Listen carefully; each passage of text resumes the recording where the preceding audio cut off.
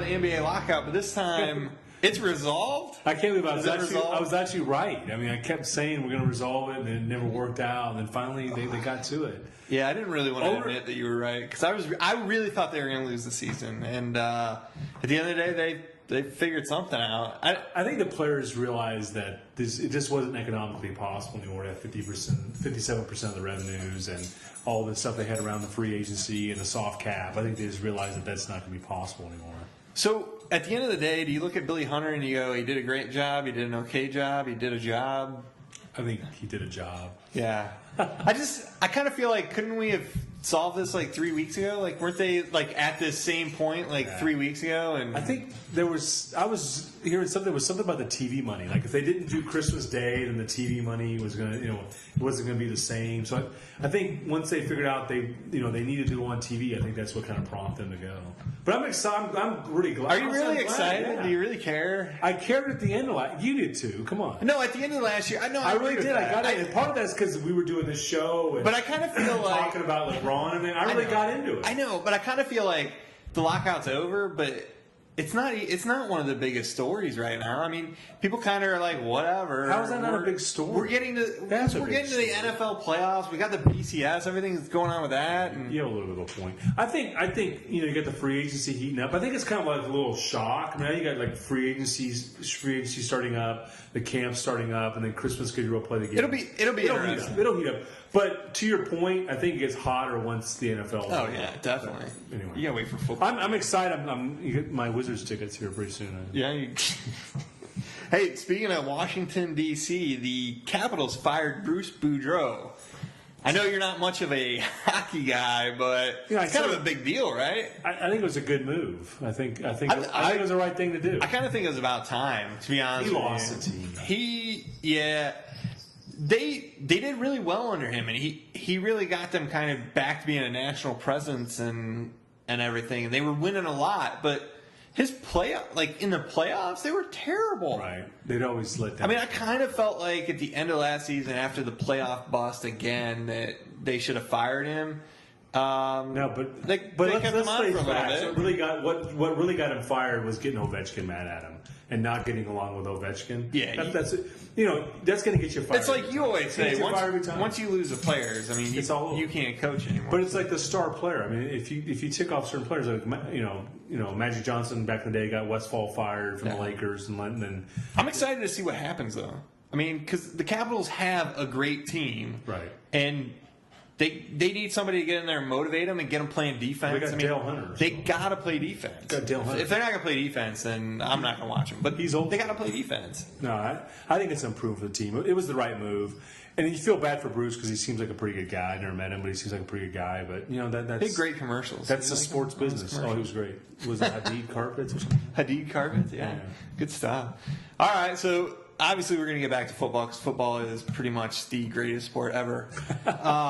Over Thanksgiving, a whole brouhaha kind of exploded with Ndamukong Suh on the Detroit Lions stepping on a guy for the Packers, and found out today he's going to be suspended for 2 games. What do you kind of feel on that? I think it was the right move. I think it's good for the league to. Yeah, I mean, I think we got to put a stop to this stuff. I mean, it was ridiculous what he did. I mean, he was twisting the guy's head. I mean, then he kicked. He was trying to injure the guy. If you have the intent to injure, you should be suspended. Yeah, I'm not surprised that he's suspended for 2 games. I'm not even surprised that he's going to appeal it, and just because the league and the Players Association want to figure out how the new collective bargaining agreement does with kind of this appeals process. But the part that bothers me is I heard somebody explaining this the other day on the radio, that he's really only going to give up $83,000 each game. So 2 games at $83,000 because his contract was so front-loaded on bonuses and things like that.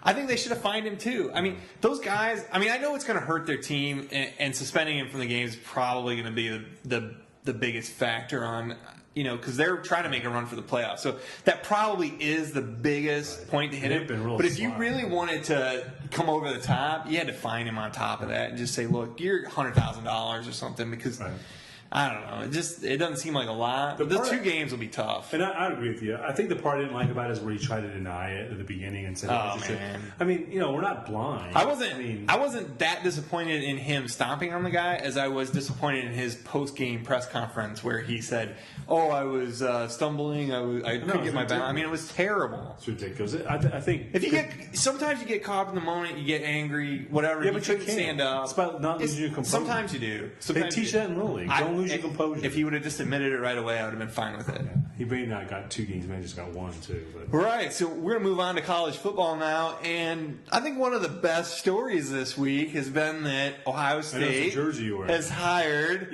more than weeks now. Urban Meyer to be their head football coach going forward. Rich get richer. It's exciting. Yeah, I think Buckeyes can be Buckeyes again. I mean, we can be excited. I think it's a good move. How do you not? I mean, I think he's won everywhere he went. Ohio State's going to get the talent. They're going to get the Ohio is a great state to recruit in. Ohio State's going to get the best players. It's like Alabama. Whoever coaches Alabama is always going to get the best people out of Alabama. Ohio State's the same way. There's a lot of talent there, so he's going to win. I think what's the over under on. I was hearing someone say, "What's the over/under on the amount of national championships he wins?" Because I think I don't want to go that far. I think it's going to happen. He's going to have opportunities. Being in the Big Ten, he's going to have opportunities to win national championships because it's a little bit easier. I know we always have these conversations. It's a little bit easier in the Big Ten to go undefeated than it is in the SEC. So he's going to have those opportunities to get into national championship games. I'm just excited to have a solid coach, to actually feel like the coach is the head of the program again. Luke Fickell did a great job with the opportunity he was given, but you didn't feel like he was the coach. So to kind of move forward and have somebody that has been there before, knows what he's doing. I was at Bowling Green when Urban Meyer was there coaching, and how excited that city and that university were. He's just going to bring a lot of that back to Ohio State, which I think they've been missing. Could they have gone with a lesser named person? Probably, but I don't think it would have been as resounding with the boosters and the alumni as getting Urban Meyer. And I think that's what they. Urban Meyer, why wouldn't you do it? Yeah, I think that's pretty much what they had to go with. So stay tuned. I think you guys will win some games here coming up. We should, if we'll see if the NCAA penalties come down, but. The last topic related to college football. So it sounds like it's pretty much set that LSU and Alabama are going to face in the BCS national championship game, and it's going to be a rematch. So how do you feel about that? I hate the rematch. I think it's ridiculous. You think the rematch is ridiculous? I know I'm totally out of the mainstream, right? If you watch ESPN, Colin Cowherd, all these guys, it's no big deal. It's a rematch. Bowl games were never meant to be a rematch. I remember back in the day, Keith Jackson saying, a bowl game should never be a rematch. And it was like, remember, I don't know, it was like early 90s, Florida State played Florida again, in the Sugar Bowl for the national champion they played during the year. It's not fair to the team that beat the team the first time. It's going to be really hard for LSU to win again. It's hard to beat.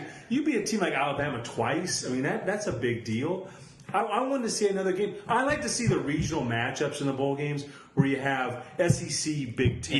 You have Big Ten, Pac-10. That's interesting because you don't see that. That's what I was going to say. I try to spend a lot of time thinking about that, and whether it's really the rematch that bothers me or it's the fact that they're in the same conference that bothers me. In the same, It's both. If LSU had to play Oregon, let's say Oregon didn't lose, and other than the loss to LSU, and they had a rematch, I'd be more excited to see that than a team that's already in the SEC that's played them. Right. I agree with you. It's the cross-region aspect of it. I would like to see LSU play somebody like Oklahoma State that has just an offense that throws the ball and just is on fire from start to finish. And they spread that defense out. Yeah, and see what their defense does again. I know we saw it early in the year against Oregon, but, Oregon's playing a lot different now than they were then. And I think even Oklahoma State's a lot different than Oregon. I like to see those kind of different matchups. Plus, I think the other thing, and this makes no sense, but when you look at, if you send 2 teams from the SEC to the national championship, just think about all those other bowl games that are going to be played. You're going to be playing like the number 1 team in the Big Ten is going to be playing like the number 4 team in the SEC in like the Capital One Bowl or something. I mean, I like it's just going to be. I like the Capital I like it too, but it's going to be ridiculous to see a number 4 team play a number 1 team. I mean, kind of you screw everything up. Right. Let's just say LSU's the national championship and call it. They're the national champion. Let's just call it a day. Forget it. We'll see. I don't. I think they're gonna have a tough time beating them twice. I do too. And then I'm not really going to feel like we have a national champion. Yeah. So anyway, We might as well go back. We might as well go back to Nebraska and Michigan sharing it. I'm not a big fan. I wish someone like Oregon or Oklahoma State would have stayed undefeated and we got a different matchup, but we didn't. So we'll live with it. Well, I'm sure I'll watch it again. If LSU loses this game to Georgia, though, I'm going to be pissed.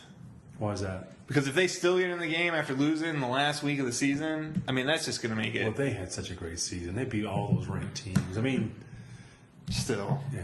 You don't want to lose the last game and then make it to a national championship. No, I don't disagree with that. I think they better watch out for Georgia. I guess we'll talk about that. It's a tough one. We'll talk about that the next. All right, check us out, HodgeandPodgeSports.com.